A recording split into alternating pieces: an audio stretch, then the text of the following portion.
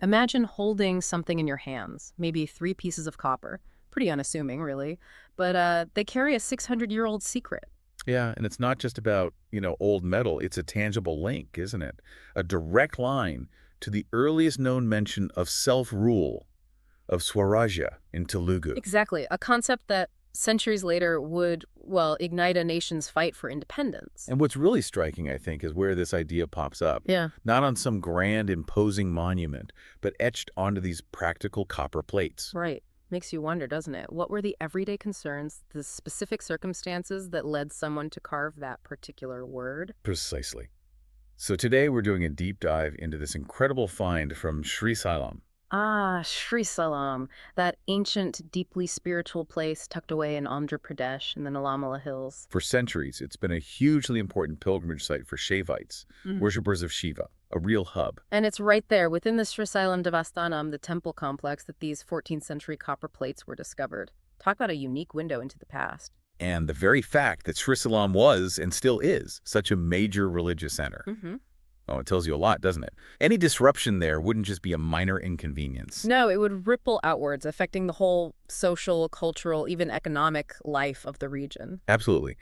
And these plates, they aren't just vaguely old. We can actually pinpoint the date. Which is? The inscription gives it as Saka 1341 Sarvari Magasudha Triadasi, Thursday, which corresponds to January 28th, 1420 CE in our calendar. 1420, wow. So you think about what's happening elsewhere. Europe's got knights, kingdoms, maybe still dealing with the aftermath of plagues.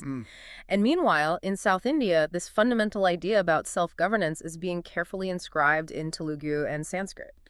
It really underscores how history unfolds on multiple tracks simultaneously. Different places, different concerns, but sometimes these unexpected connections emerge way down the line. So what makes these specific plates such a huge deal? You mentioned the term Swarajya. Right. The Archaeological Survey of India, the ASI, specifically Dr. Munarathnam Reddy, the director of epigraphy, called it a, quote, historical bombshell.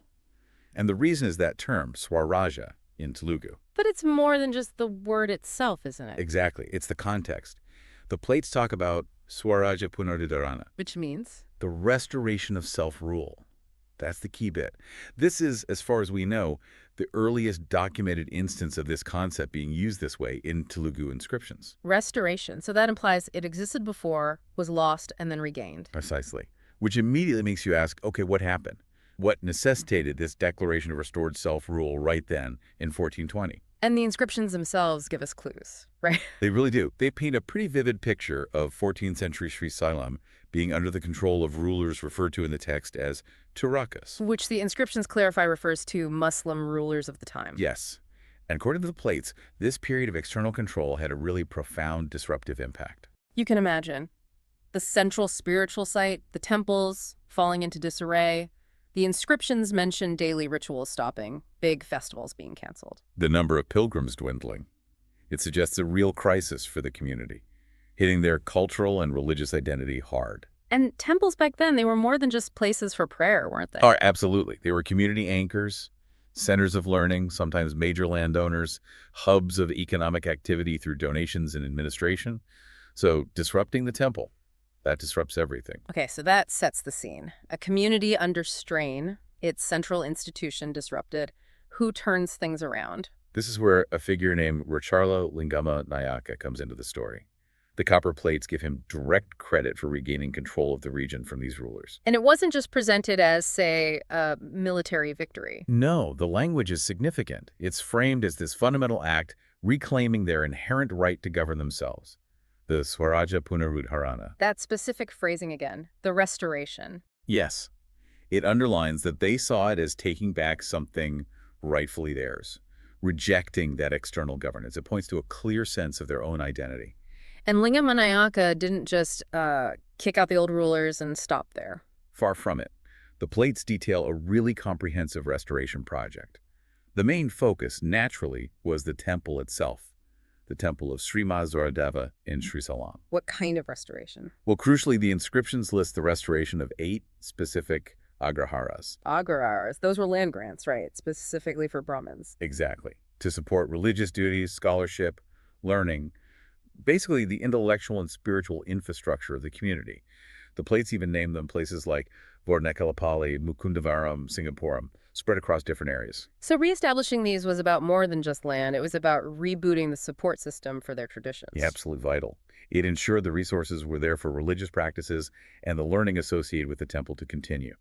These weren't just economic moves. They were about cultural survival, you could say. And it wasn't only these major grants. No, the plates also mention restoring smaller land allotments called vrittis in other villages like Regadavulapalli and Ganapuram. So it seems like a really widespread effort from the main temple down to the surrounding villages. It does. It paints a picture of trying to revitalize the whole socioeconomic fabric, all centered around the revived temple. It wasn't just about the elite. It seems aimed at the broader community's well-being. It's like reading the minutes of a recovery plan etched in copper. That's a great way to put it. A blueprint for rebuilding after a major upheaval. And the level of detail is quite something you mentioned. What about the actual temple services? Right. This is fascinating. The inscriptions don't just say services resumed. They list specifics. Get this, Nityapahara. Daily food offerings. Yes, the absolute core of the daily ritual life of the temple. Bringing that back was fundamental. Okay, what else? Akanda Palachamuru. That's ensuring a continuous supply of ghee for the perpetual lamps. The eternal flames. Very symbolic. Represents continuity, the divine presence never being extinguished. Exactly. And these details, they might seem small, but they show how deeply they cared about restoring every aspect of their religious practice, uninterrupted. Was it all purely spiritual, though?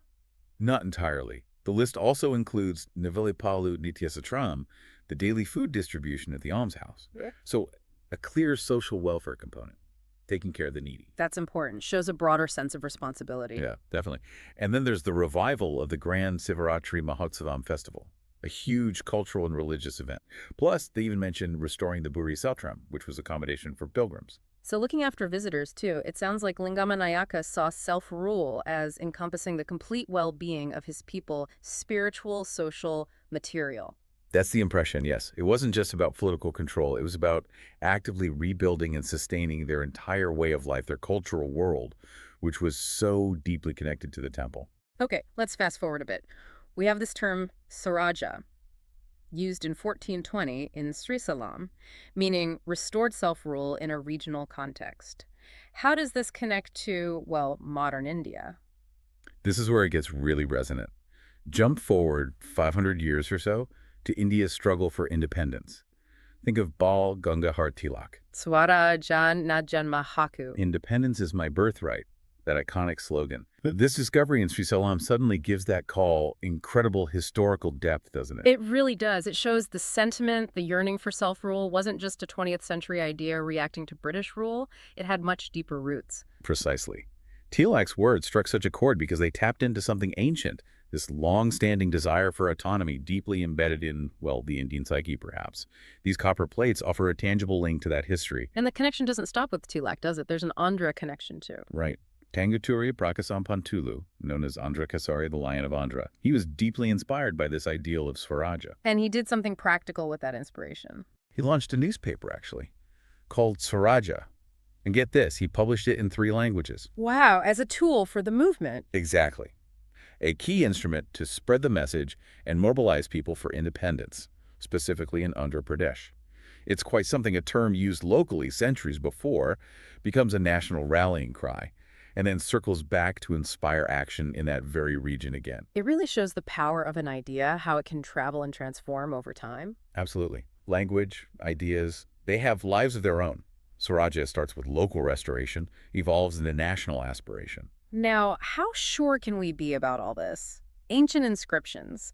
People might be skeptical. That's fair. But the credibility here is pretty high, largely thanks to the Archaeological Survey of India, the ASI. They have rigorous processes for documentation and verification. And the plates themselves. Everything checks out. The dating methods, the style of the script, the language used, it all aligns perfectly with the 14th, 15th century context. Is there any other evidence that backs this up? Yes. Importantly, other historical records independently confirm the existence and significance of Recharla Lingama Nayaka. They also corroborate the general historical backdrop, the conflicts between local rulers and the Muslim dynasties expanding in the Deccan at that time. So it's not just these plates in isolation. There's a convergence of evidence. Exactly.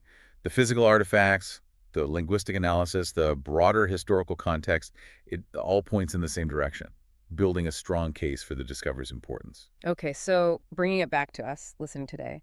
Why does a 600-year-old inscription about restored rule in Srisailam actually matter now? Well, I think it matters because it reveals something fundamental. This idea of self-determination, the desire to control your own destiny, protect your culture, your way of life, it isn't some modern political invention. It's deeper than that. Much deeper. It seems to be a really ingrained human aspiration, and this discovery shows it has very long roots stretching far back into India's past, expressed clearly even then. And you can draw parallels to today, can't you? Absolutely. Yeah. If you think about the core principles in that 13th century idea of Swarajya wanting agency, needing to preserve your culture, the right to shape your own future, those ideas are still incredibly relevant. You see them playing out everywhere, from individual rights movements to debates about national sovereignty. There's also something quite inspiring about Lingama Nayaka's story, isn't there? As depicted on the plates, anyway. I agree. It wasn't just a power grab, it seems. The focus on restoring the temple services, caring for pilgrims, rebuilding the community's heart. It suggests a fight for the essence of his people. For their cultural and spiritual survival, not just political control. Exactly. And in our world, which can feel very focused on the immediate, the political, the economic, his legacy, etched in copper, is maybe a reminder of, well, the importance of that cultural and spiritual dimension for a community's long-term well-being. It highlights a kind of leadership that's about nurturing, about safeguarding a way of life. Stewardship, almost. So let's pull the threads together. We've traveled back to 1420 CE, Srisailam.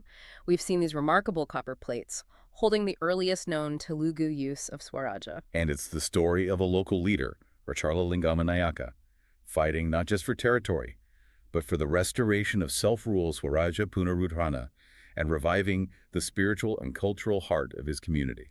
And this event, seemingly regional at the time, planted a seed, a concept that would germinate centuries later and become central to India's independence movement. It really makes you think, doesn't it? How many other seemingly local moments in history might hold the beginnings of vast, world-shaping ideas that we only recognize the full significance of much later. Yeah. What other hidden connections are waiting in archives or buried underground? It really speaks to the long, often unpredictable arc of history, and maybe that enduring human drive for autonomy, for charting your own course. It certainly leaves you with something to ponder.